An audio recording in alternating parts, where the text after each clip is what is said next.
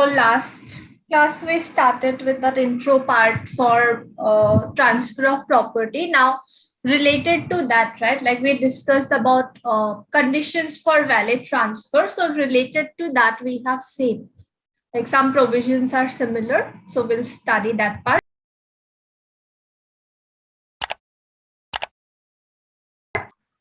So next we have, so all these provisions, right, these were from section 54.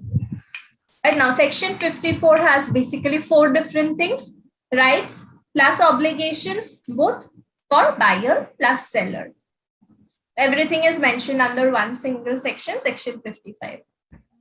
Like there are different sub clauses if you look at the parent, but that's completely fine. You can simply mention section 55 provides for rights and obligations both for buyer and seller.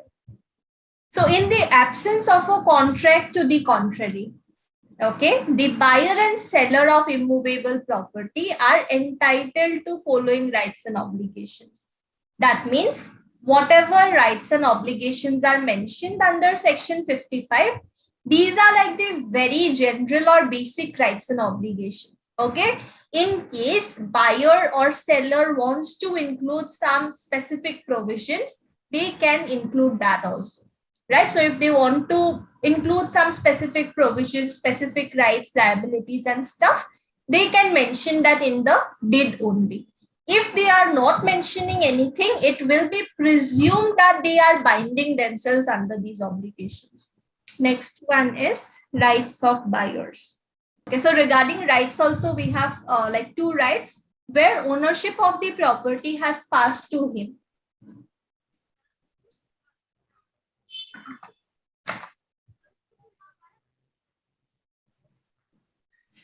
What all rights buyer will have once property is transferred to him, sale is completed, he is entitled to benefits of any improvement or increase in value of the property, rents, profits, etc.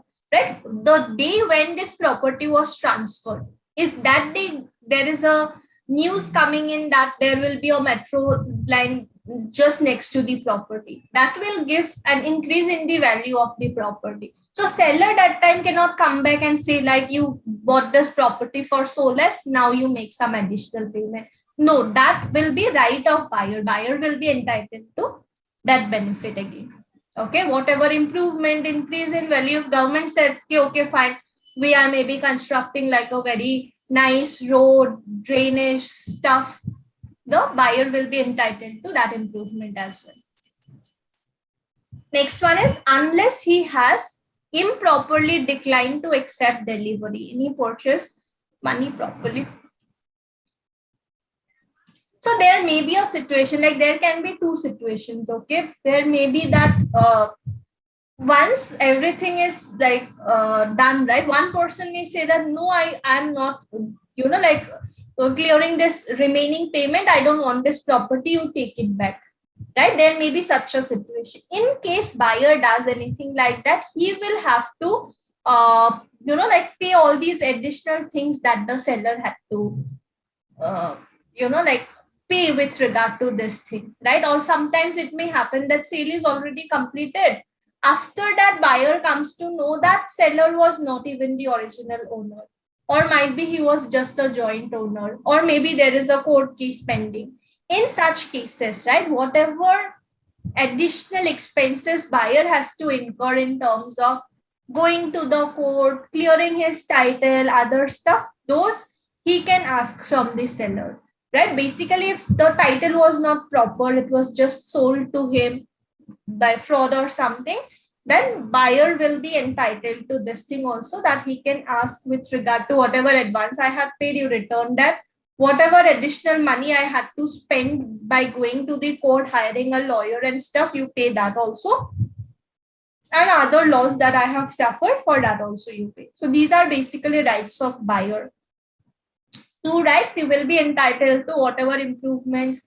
If some good also you are entitled, some bad also you will only have to suffer. That is the first thing. In case this other person tried to deceive you or something, you have suffered loss because of that, you can ask for return or repayment of those money as well. Is it clear? Yes, madam.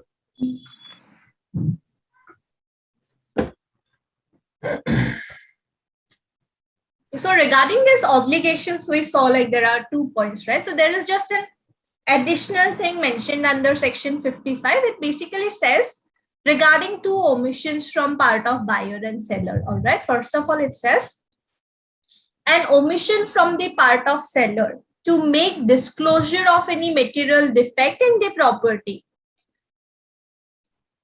or in seller's title thereof, to which the seller is but buyer is not aware, right? Might be that he was not the true owner, he was a joint owner, or there is some defect with regard to the property. There is something there, right? What is the term used? I forgot.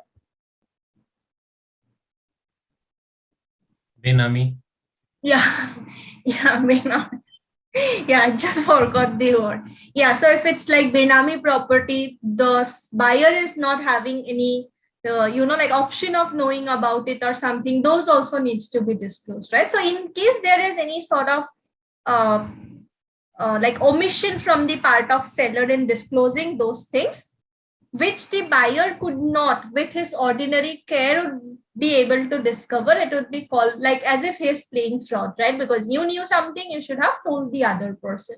If you are not doing it, it would be as if like you are trying to like cheat the other person. Similarly, if there is omission from the side of buyer to disclose regarding any fact which the seller's interest, like I said, right, increase in value of the property, if the buyer fails or omits to disclose it to the other person, that also would be like fraud only.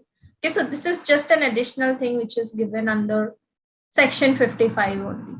All right.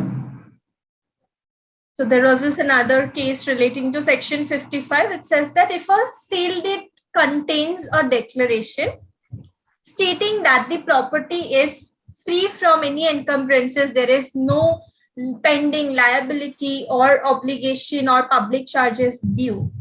When the property is subject to a mortgage charge, the buyer, like basically what they are saying is, if in the sale deed you have mentioned that yes, my property is like completely fine, no charges, nothing is pending, you buy it. Buyer also believes on it and buys the property. After that comes to know that it was given on mortgage. So now what will buyer do? Buyer can clear that property out, right? Buyer can release it from that mortgage, and then whatever charges he had to pay, right, he will claim it from the seller only, right? In case it was sold, later on buyer comes to know there was a mortgage deed already existing, so buyer can release the property and he can ask the seller that you paid that amount because I had to clear the property even after buying it from you. Okay, so then you can put a conclusion. So what is sale? Sale is transfer of immovable property between 2 competent parties by executing a registered instrument and for consideration. Consideration will always be in terms of money only, whether you are completely paying it, partly paying it, making a promise to completely pay it, or making a promise to pay the remaining half. There are several rights and liabilities which will be given both to buyer and seller based on this agreement of sale. So this is all about sale.